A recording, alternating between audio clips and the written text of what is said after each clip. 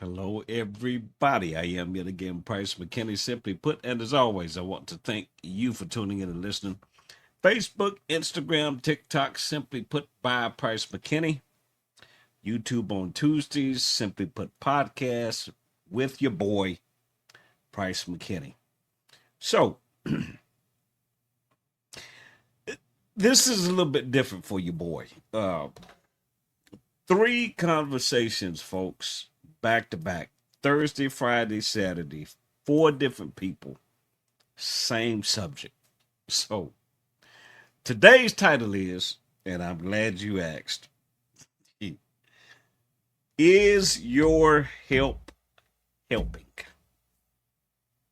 And I know this is mainly for people that are already involved, uh, regardless to what stage you're in, even if you're married. Um, it doesn't matter. Is your help helping? Is the person you have chosen to be your person, are they helping you out?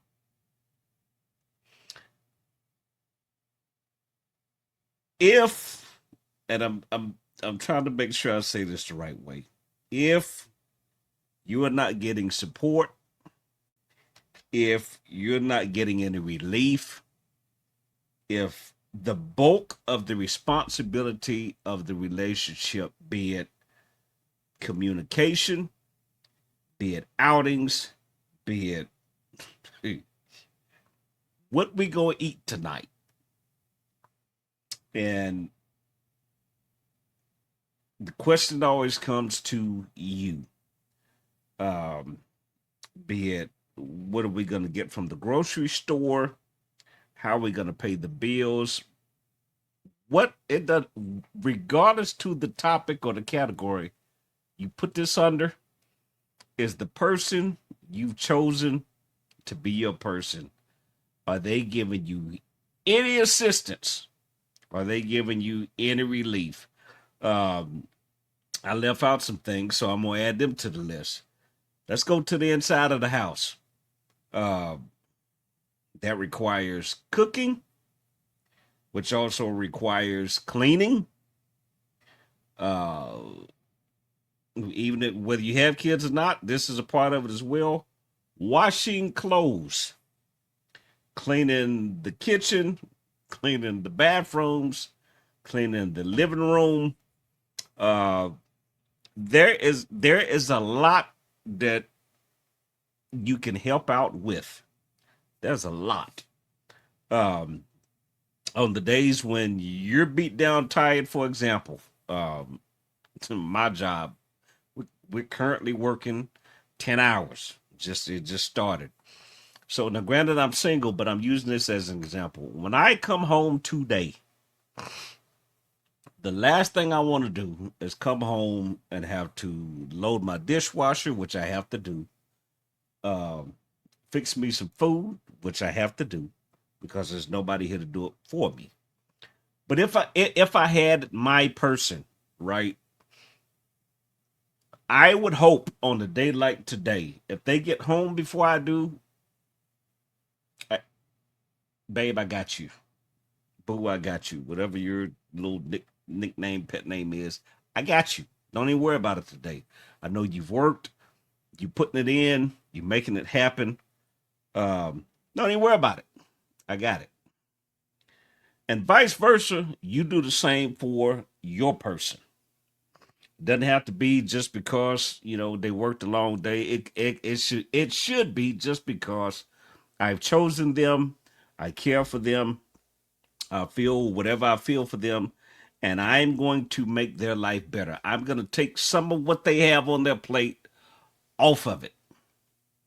Now, if you're the one in the relationship, and I typically over the course of the years, I've had to deal with this internally. In most of my relationships, I've been the one doing most of the giving and working.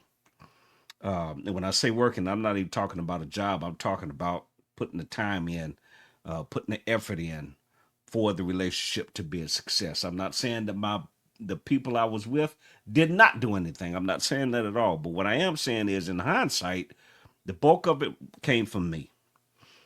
So if you're that person where most of what happens in a relationship, most of the decisions that are made in the relationship come from you. Um, if you're not getting the help and the support that you need, and this has been going on for an extended period of time, as in however long you've been together, um, I'm not telling you to get out of it by no means, but what I am telling you is the two of you all gonna have to sit down and have a pep rally. Y'all are gonna have to have a what they now call a come to Jesus moment and have a conversation and figure out how do we make this equal opportunity within ourselves, between ourselves. How do we unlopside this relationship? Because right now it's completely lopsided. One person is doing the bulk of the work, one person is doing the bulk of the receiving. That you run a car without gas, it's at some point, guess what's going to happen? You're going to run completely out of gas, and either one or two things, you have to put gas back in the car, or it's going to be parked. Same way with your relationship. If you're not putting any gas in the car, all you doing is driving it out. I'm just using this as an analogy. You're gonna create a problem. I can assure you that, because that person at some point, I don't care how much they love you, love is not enough to keep a relationship. That is one of the things we've been taught and heard all of our lives. Love is not enough. You got to put the work in. You got to put the time in.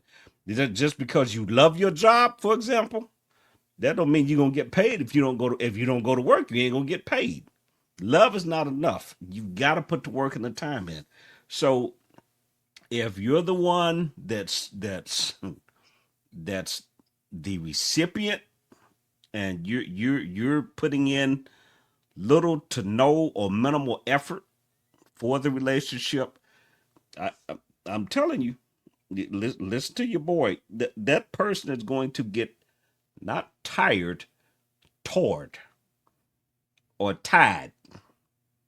You spell it however you want, but they are going to get towed or eyes tied.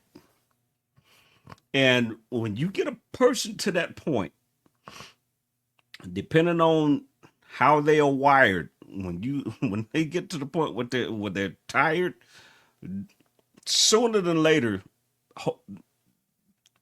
for your sake, hopefully later, they're gonna start tapping out, and it's not gonna be a good thing, because you can only ask of a person so much. You can only deal with so much. You can only tolerate so much. You can only put up with so much.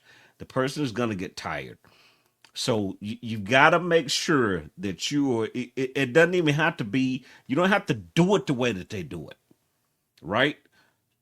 Do it how you do it, but make sure it's what the person needs and or wants. Have the conversation. Sometimes you might have to, because you can do a right thing the wrong way. You might be great at cooking hamburgers in a cast iron skillet, but the person doesn't like seasoned salt. They like something else, but they tolerate it because they don't want to hurt your feelings. It shouldn't be that. Just have the conversation. Don't take it personal.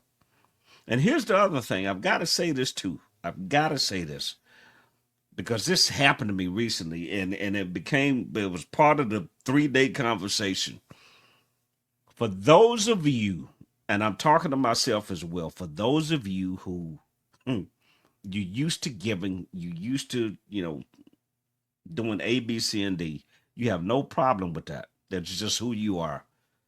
Here's what you've also got to learn to do, and that is let the people that genuinely want to help you and can help you and will help you, let them help you. Don't put your guard up, put up your wall, and you know what? So, and I'm just being, this is just it's a brief moment of transparency. I had a situation, and a friend of mine asked me about it, and me being who I am, just subconsciously guarded. Didn't even realize it was there. The person asked me, "Hey, well, what do you need? What is it you? What is it? What is it that has to happen with this? It wasn't anything major." Um, and my instinctive response, no, no, no, no, no, I'm good. That's not what the person asked. This person is a close friend of mine. That's not what he asked. Hey, what do you need? And so, me again, I'm good. No, no, no, no. And then the response behind that was, so you don't want me to help? And I had to backtrack, back up and punt and ask myself, okay, why did you respond to that person that way? Because it's not a thing of, I'm looking for a handout. I'm looking, you know, for